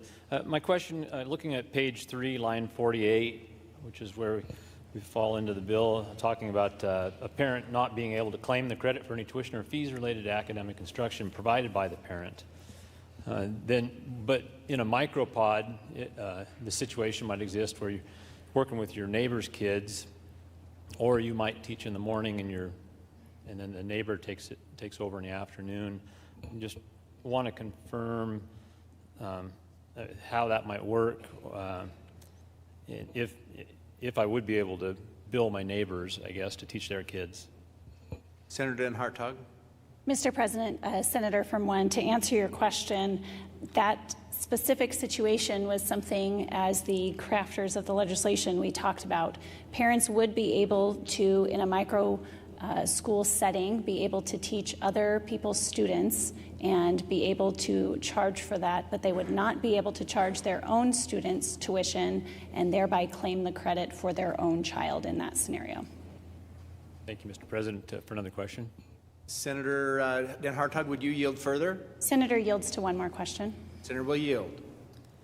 Thank you, Mr. President. So would it be the expectation then that one neighbor would provide the other neighbor with the IRS Form 1099 for an income statement? Senator Den Hartog.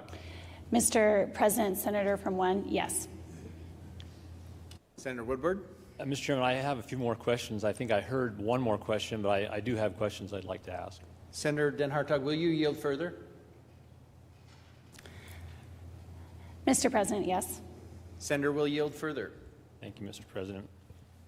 Looking at page 2, lines 1 through 5, that's where we're in the section that talking about that documentation of records. So it looks to me like these are tax records, and I was just thinking about our transparency here in Idaho. We have our website, Transparent Idaho. We have the ability to see many transactions. In fact, thinking back to COVID, even Paycheck Protection Program grants were all available for viewing on Transparent Idaho. So in this case, it looks like those records would be held by the person, and then so we would, to confirm, we'd not have any way for a taxpayer to look at these expense records. Senator Den Hartog. Mr. President, Senator from 1, it is the responsibility of the parent to retain the records subject to an audit by the Tax Commission. The category of expenses is required as part of the application process for the tax credit and is required in the transparency report that the Tax Commission will have to submit to the legislature. So the legislature would have the breakdown of the list of qualified expenses that parents have utilized the tax credit for. Senator Woodward. Thank you. I'm just thinking back to the origins of Empowering Parents, where we saw that there were quite a few expenses that we probably really didn't find as educational expenses, and that was led to us moving to a system of an online portal just for those pieces. So, Senator Woodward, I'm sorry to interrupt you. Are you debating the bill now? No, Mr. President. I was just wanted just a quick comment to my basis for that question, but. To follow up on that question, here the question is. Senator Den Hartog, are you willing to yield further? The senator will not yield. Senator Woodward, you still have the floor. Would you like to debate? I'd close with a comment, Mr. President. Senator, you have the floor to debate the bill. Thank you, Mr. President.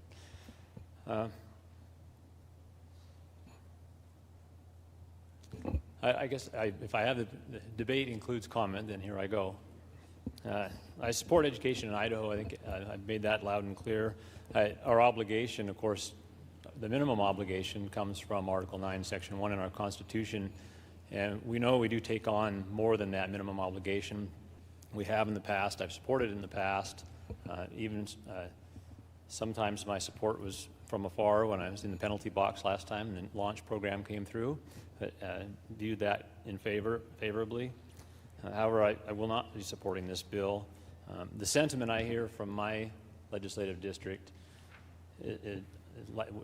they loudly oppose this, even my predecessor. So I will close the debate with that, finish my debate with that. Thank you, Senator. Is there further debate? Mr. President? Senator Cook, for what reason do you rise? To debate a second time. Is there any senator who wishes to debate for the first time?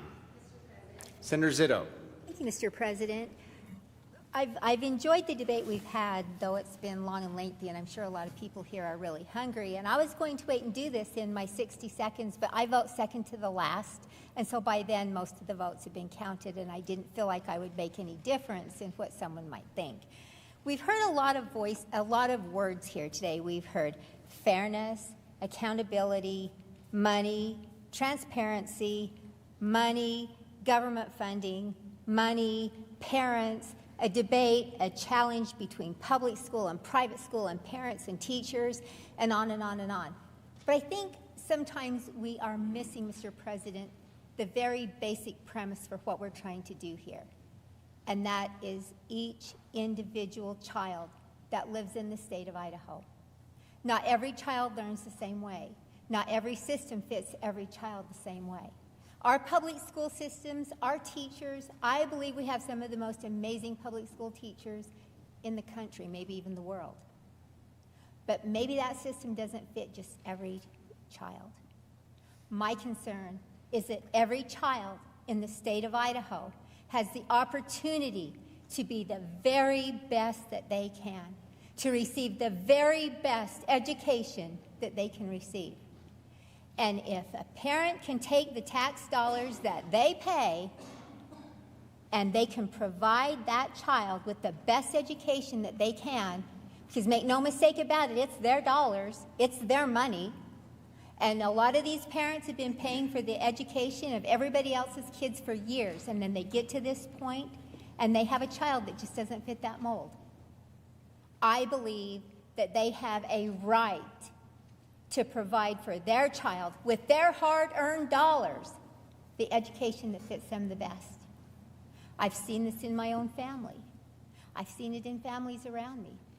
Mr. President, I think it's incumbent upon us to allow parents to use their hard-earned dollars to provide what's best for their children. Thank you, Mr. President. Thank you, Senator. You couldn't have done that in 60 seconds. Is there further debate? Mr. President, Senator Robbie. I also had growing concerns that I could fit what I wanted to say in 60 seconds. I just wanted to follow up on some of the questions that were presented by the senator from District 1.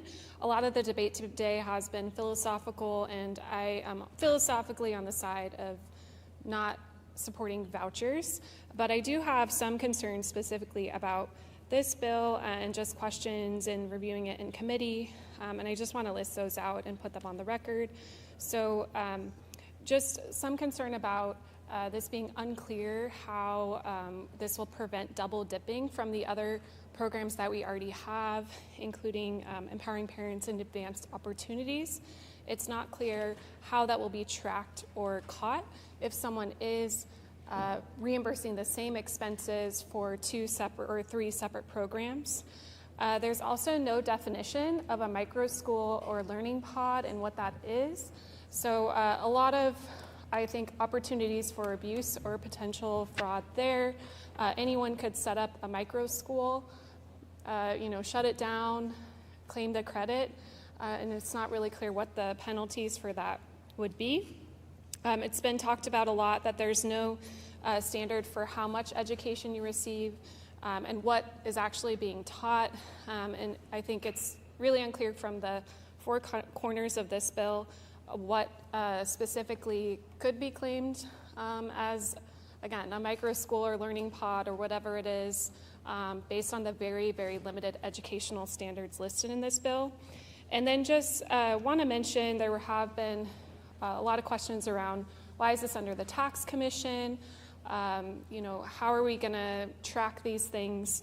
I want to just mention something that I learned recently, that the tax commission only audits 2% of taxpayers, and this doesn't guarantee that we're going to be increasing the amount of audits happening over this $50 million that's going out. And so I think that that just presents a lot of concerns for me in terms of potential fraud or abuse for this program. So just wanted to mention those specific concerns to this bill. Again, philosophically don't agree with vouchers entirely, but when we look at the bill itself, I think there are some additional concerns that I just wanted to make sure to put on the record, and I will be voting no. Is there further debate? Mr. President, to debate a second time. Senator Woodward, does anyone wish to debate the bill for the first time? Senator Woodward, you're recognized to debate for the second time. Thank you, Mr. President. I think you might have recognized that I was asking a few questions, lost my train of thought there when I had to shift to rhetorical questions. So we'll go on page 4, lines 15 through 25, we were talking about a tax credit. I looked and looked, and in fact, this handout was a little helpful this morning because we saw some of the other tax credits we have. And I can't find any other tax credits in code that are subject to a funding limitation. So that brought brought that question to mind. With that, then I found myself back on page 2, lines 24 through 32, where we talk about, in the format of that, is that if a person meets this and this, then the tax credit shall be allowed. And so I find that page 2, lines 24 through 32, I think that's in conflict with page 4, lines 15 through 25, where we have a funding limitation in place on that. I know that the bill addresses that, but if you look simply at the wording on page 2, it says in law that you shall be allowed. So I'll be interested to see how that is dealt with in the future. Maybe one more comment. Page 6, lines 13 through 26 talks about the creation of a fund so that we can put this money out in advance. So I am curious, as a member of the Joint Finance and Appropriations Committee, if we'll see a request in JFAC this year to fund that, to fill that fund so that people can receive a tax credit in advance. I think that was the end of that, Mr. President. I just wanted to share those thoughts. Thank you, Senator. Is there further debate? Debate a second time, President, please. Senator Cook, you're recognized to debate the second time. Thank you. I've heard many times that we need to trust our parents, and I believe that. Trust your parents, that they'll do the right thing, that they know best what's for their education, and how could you argue that point? I am 100% with that. However, I was sent here, you were sent here to make sure that we were accountable for every penny, that we make sure we know where that is going, that we trust who we give it to, and then we verify. That is something we do in JFAC. That is something that you guys do here. You verify. Let me just quote one of my very best favorite heroes, the 40th President of the United States, President Ronald Reagan. He said, and I quote, "Trust but verify." You cannot verify the money. Now, we've heard people say, oh, it's accountable, and you can dance around the edges, but you cannot get down to the root of this and find out where this money went. It is not transparent and it is not accountable. Thank you. Is there further debate? Hearing none. Senator Dan Hartog, I'm assuming you're the floor sponsor, so you're recognized to close the debate. Thank you, Mr. President, Senators. I thank you for the excellent debate today. If I had to list all the numbers, that would just make my debate a little bit longer. And I think the debate today signifies how important this issue is and the seriousness with which each one of us will come to our own decisions. One of the things we love and hold dear, and is a tradition of the Senate, is knowing that each vote that we cast is our own. Each vote that we cast, we are answerable to the people who sent us here and to the people of the state of Idaho. I think this floor knows me well enough to know that this legislation is not being carried by me because of outside groups, because of any other interests. I think this floor knows, and I have a history of finding ways for parents to tailor the education of their child to meet the needs of that child. And that has been a consistent position that I've held on this floor for 11 years now. Senators, I'll answer a couple of questions.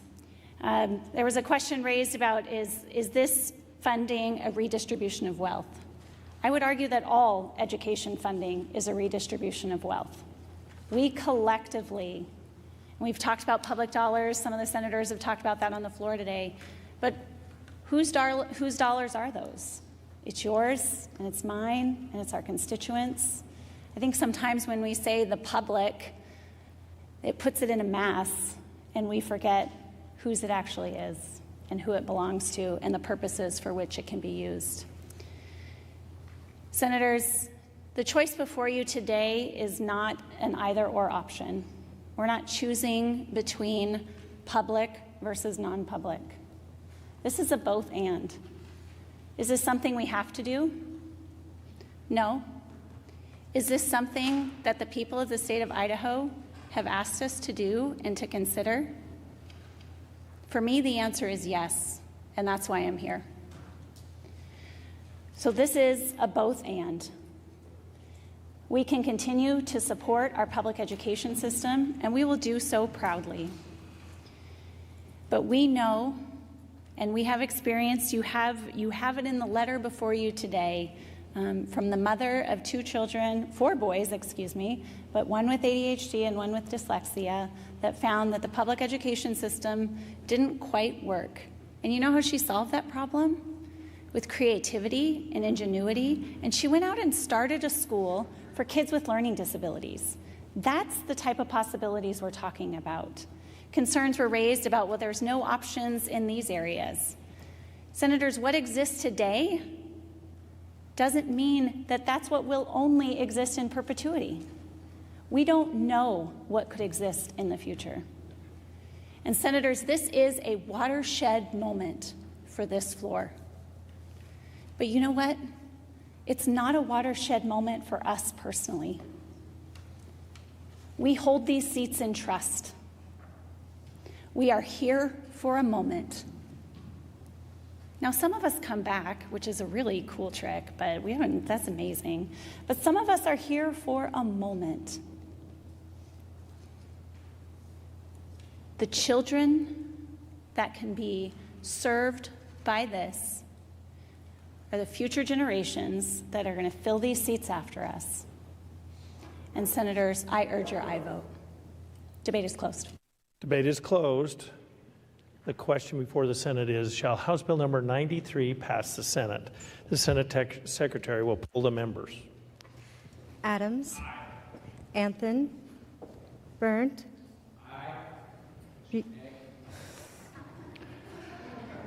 Senator Bernt, you vote no. Or yes? No. Senator Bernt votes no. Bjerke. Blaylock. Burtonshaw. Carlson. Mr. President. Sarah Carlson, I'm assuming you haven't debated, so you have 1 minute to explain your vote. Yes, I just want to explain my vote. This is a watershed moment. I agree. Homeschoolers currently have the freedom to do whatever they choose with their to homeschool the parents of them, to homeschool their students. We have public school students. We have choice in several options. This is another great option. I actually don't love everything in this bill, but I believe that it's the step in the right direction. Therefore, my vote is a yes. Thank you. Sarah Carlson votes yes. Cook. Tin Hartog. Foreman. Galloway. Grove. Guthrie. Harris. Mr. President, 60 seconds. Senator Harris, you have 60 seconds. Thank you, Mr. President. Senators, Mr. President, I appreciate the work that Senator from 22 has done. This has been a work of love for her. But I do have concerns. I have concerns about the role of the Tax Commission in this program. And I have concerns about subjecting the people and families of Idaho to prospectively be audited by the tax collecting agency of the state of Idaho. This senator votes no. Senator Harris votes no. Hart. Mr. President. Senator Hart, you have 60 seconds to explain your vote starting now. Thank you, Mr. President. Since I've been a member of the legislature or an observer of the legislature, we've been debating school choice. I imagine in 20 years from now, we will be debating school choice. What I like about this bill is it's not a global solution. It's a step in a good direction. It doesn't solve all the problems. We'll be back next year or years down the road adding more to what we do here today. For that reason, I'm going to support the bill. Thank you, Mr. President. Senator Hart votes aye. Kaiser. Cole. Lakey. Lenney. Lent.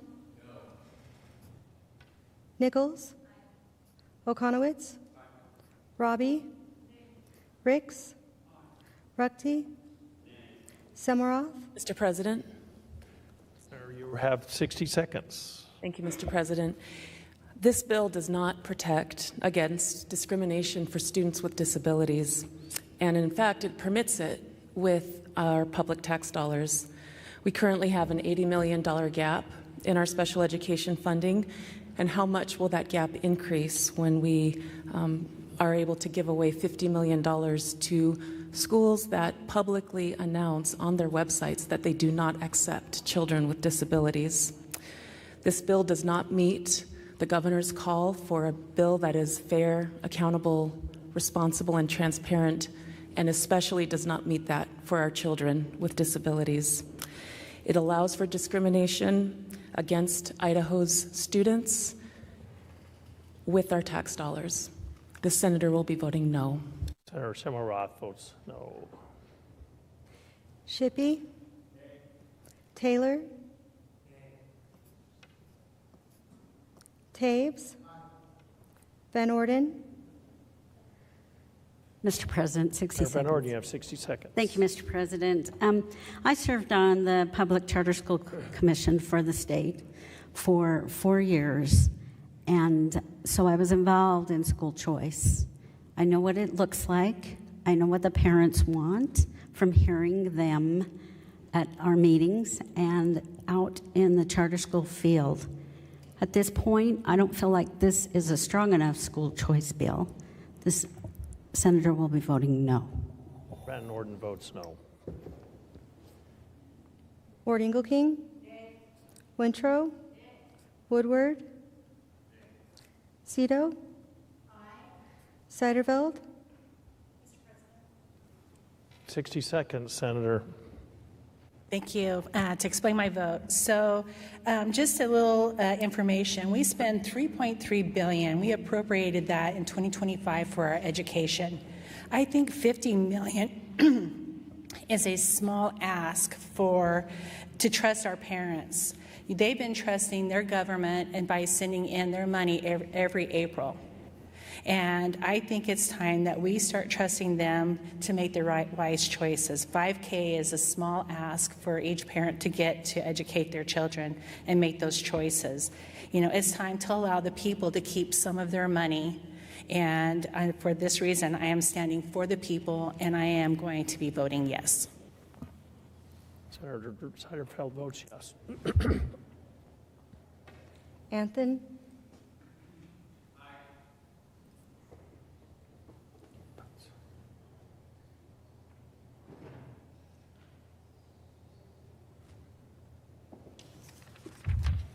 The vote count shows 20 in favor with 15 against, a majority having voted in the affirmative. House Bill number 93 has passed the Senate. Hearing no correction to the title is approved and the bill returned to the House.